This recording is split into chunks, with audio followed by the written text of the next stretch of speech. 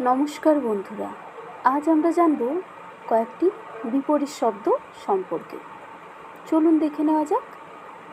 যেমন অলস পরিশ্রমী, অলস পরিশ্রমী। উত্থিত পতিত, উত্থিত পতিত।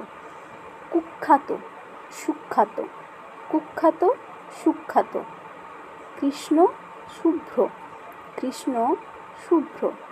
ক্ষণস্থায়ী দীর্ঘস্থায়ী, ক্ষণস্থায়ী দীর্ঘস্থায়ী।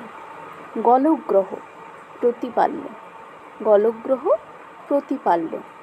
গ্রাম্য নাগরিক, গ্রাম্য নাগরিক।